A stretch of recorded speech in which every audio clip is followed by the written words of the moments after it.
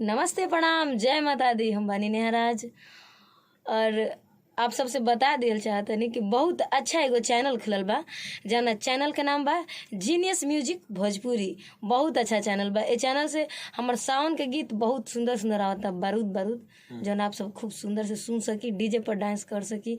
और देखिए अभी यहाँ सब हमनी के सब आदमी जुटल बानी जा।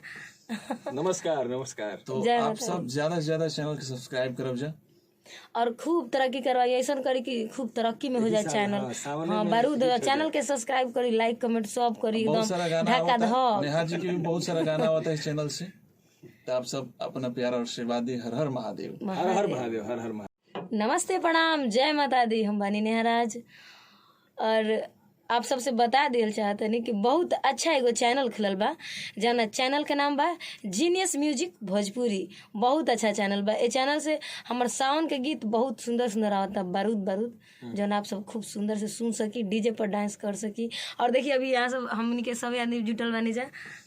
नमस्कार नमस्कार। तो जय आप माता सब ज्यादा से ज्यादा चैनल के सब्सक्राइब करब जा और खूब तरक्की करवाई, ऐसा करी कि खूब तरक्की में हो जाए चैनल। हाँ बारूद चैनल के सब्सक्राइब करी, लाइक कमेंट सब करी, बहुत एकदम सारा गाना ढाका होता है, धक। नेहा जी के भी बहुत सारा गाना होता है इस चैनल से। तो आप सब अपना प्यार और आशीर्वाद दी। हर हर महादेव। हर हर महादेव, हर हर महादेव।